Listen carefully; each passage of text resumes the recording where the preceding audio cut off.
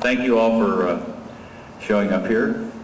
Again, we're at Memorial Day here at the Forgotten Walls of the Memorial Coliseum. Get that gun going, I shouted again as I looked back under my left arm and saw the troops coming across the little footbridge. They were there and they came running. Those peace symbol, love and foul-mouthed, cursive war-hating, drafty American soldiers came right into the firefight. They rushed into the smack of the bullets and the whine of the ricochets. They were called forward and they came. God, I loved them. That's from the memoir of a young captain in Vietnam. And they came running. A simple phrase, but what it says about men of war is very telling. They did not ask to be put in that situation. They may not have known why they were there. Draftees and enlisted alike, they were fed the bitter fruit of lies and told of the patriots' dream of glory. Thrown together by circumstances mostly beyond their control, they only knew that to survive they had to stick together and somehow make it through another day. Too many didn't make it. Today we stand before the wall with the names of the Oregonians that died in the Korean War, that forgotten war. We can read and touch the names just as we can on the World War II wall in the other plaza and the Vietnam Memorial in Washington Park. It is fitting and proper that we recognize them, for theirs is a legacy we should not forget and we should learn from. So while we reflect on the names on this wall, let us learn to love and remember that there is only one ambition that is good, and that is so to live now, that none may weary of life's emptiness, and none have to do the task we leave undone. And that task is to make peace, so that when we come to a memorial like this, we can say, we won't have any more names on any more walls. And we're at the Korean War wall, and Korea is sort of in the news right now. And one of our chapter members who moved away is now up in Washington, wrote a little piece, and Marion is going to read what Malcolm wrote. You all know Malcolm Chaddock. If you don't, he's one of our stalwarts. Marion? Observing this ceremony at the Korean War Memorial has an extra impact this year that it has not had for some time. That conflict may have been forgotten in the USA, but in Korea it is all but reignited and once again threatens the lives of North, South Korean, and American troops alike, not to mention the citizens on both sides of the DMZ. War is never convenient or affordable, but at this time especially, when so many other parts of the world are suffering under the yoke of violent, greed-ridden empire and its attendant disasters, the planet should not be saddled with another deadly conflict that holds such strong possibility of nuclear exchange and other environmental and human atrocities. 27 years ago, I served the U.S. Empire and its army, ordered to South Korea at Camp Humphreys near Pyeongtaek, about an hour south of the capital city of Seoul. I saw the verdant fields and rice paddies, the energetic and industrial people 30 years after the ceasefire, and the thought of that place torn once again by war brings a deep heaviness and horror to my heart. I have never been to Iraq or Afghanistan or Palestine, but I have lived and eaten and drank and loved in South Korea. I hope, although that hope is fragile, that somehow armed conflict there is not inevitable. Despite all the darkness, when you march today, march with light in your hearts and minds. You and all those like you are beacons of hope, no matter how dimly or brightly you shine.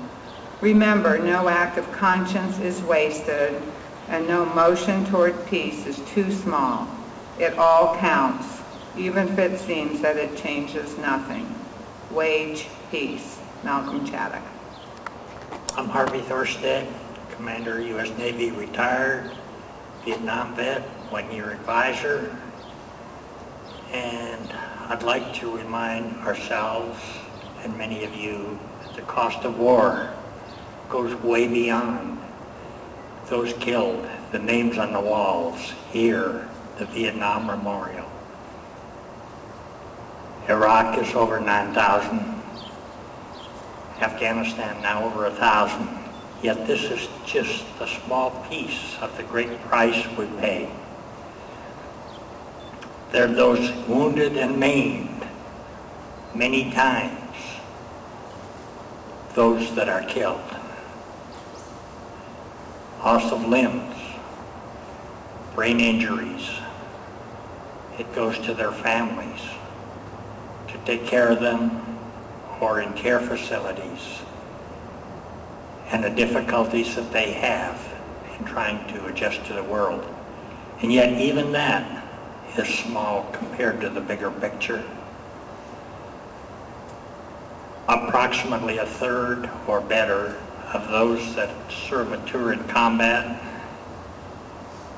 have some mental problems coming from that. With 100,000 troops in combat roles in Iraq, Afghanistan, that's about 30,000 troops a year with mental problems. Some of it's class PTSD, some not. But all the same, there's a serious cost to these people beyond those wounded, those killed.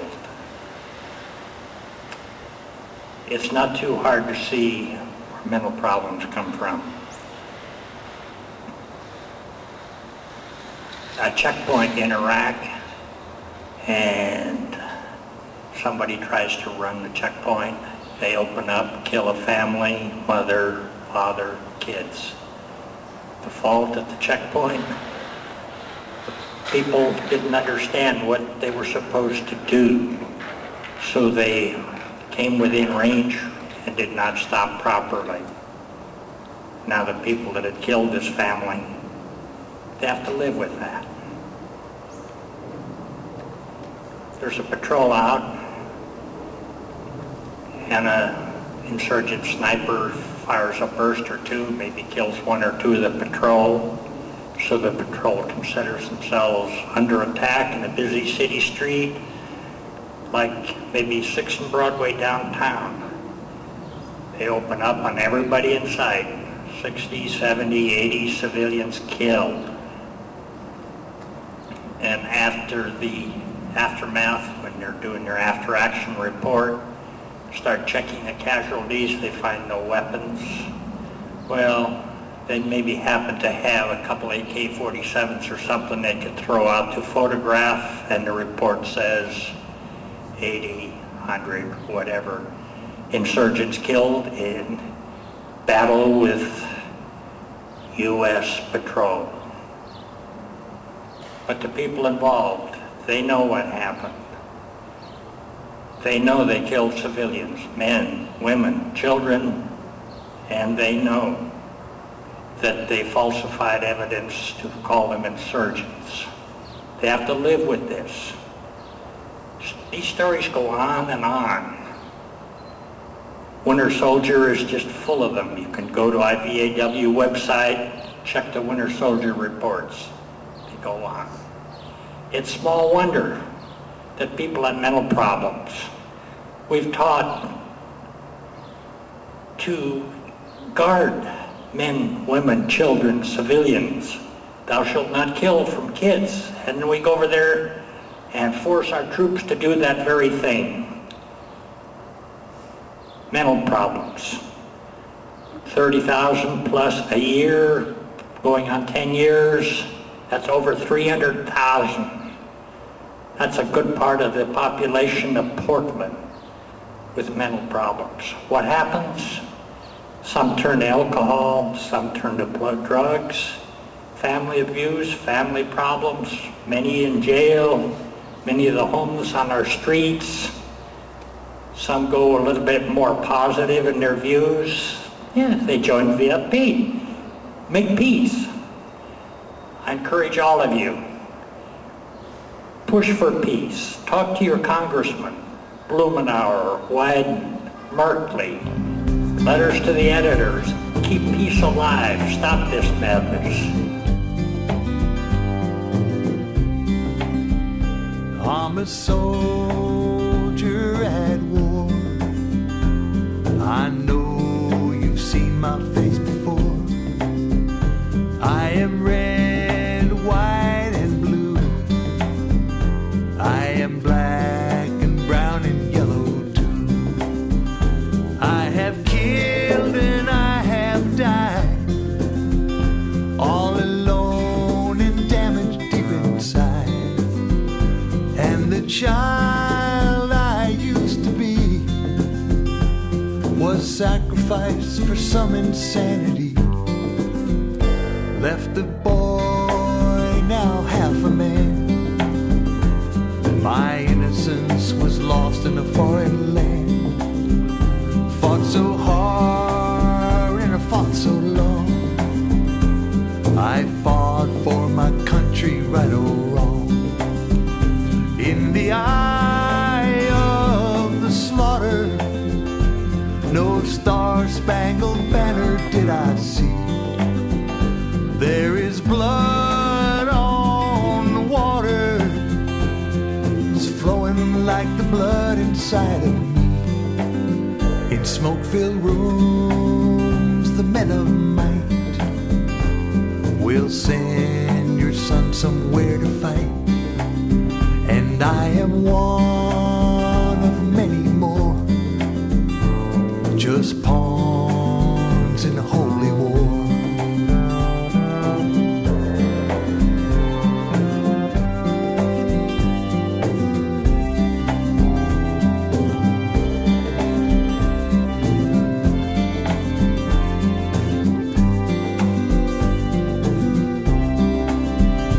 In a field where the food used to grow, there's a murder of crows.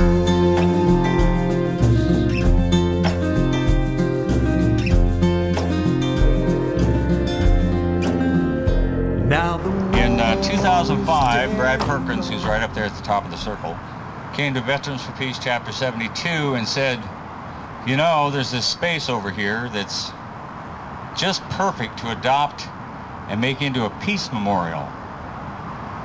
A memorial dedicated to the memory of all those who have lost their lives in war, military and civilians alike. Because there aren't too many of those around this country. There's a few around the world. We have the Hiroshima Peace Park. And so through a process called the Adopt a Landscape program, we got the city to give us a permit, a resolution to landscape and maintain this park so that people would have a place where they could come and reflect and remember all of those who have been killed in war, not just the military. We all know that with modern warfare, unfortunately, civilians are killed at a much greater rate and pace than are the military. We planted the flowers around the border 3 weeks ago, and in the middle, between everything, we put wildflower seeds, and as soon as they start blooming, we'll be able to figure out which one of those are wildflowers and which ones are weeds, and then we can pull the weeds. But it's a labor of love, and we encourage all of you to come down. We have a work party every weekend. You can check our website. It's peacememorialpark.org, and you can come down and help us mow the lawn, trim, pick up the trash, weed, whatever you'd like to do. We also, the city in their infinite wisdom, due to budget cuts, decided that they were not going to pay for the water anymore, and so we have to pay for the water. So, you know, if you want to dig deep, we have a donation can here where you can donate to the Peace Park Memorial Foundation of Portland, Oregon. Around here, we see some chalking that is done. And Nancy, over there, come on, you get to tell us all about it. We need to know why she's doing this, how she does it. and all of that. I think we need to know that this is the Iraq Name Project, and Nancy does this, and we bless her for it. Tell us about it. Hi, thanks everyone for coming. I've been writing the names of the international coalition forces that have died in Iraq starting in Memorial Day 2007. But this is a wonderful break, not to take a break from the names and to write the word peace in the languages that we have been in conflict with. So thanks for coming and reflecting on the names.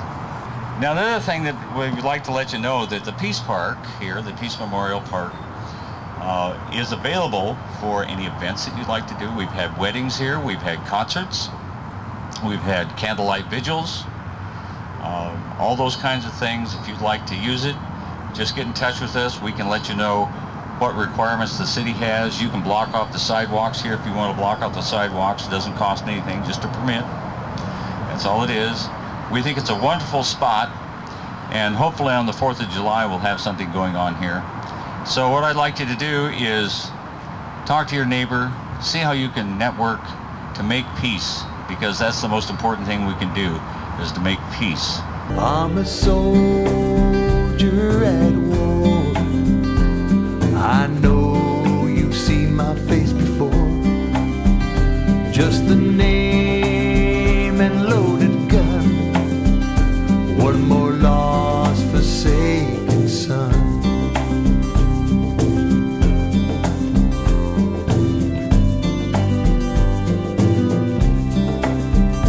I'm a soldier at war.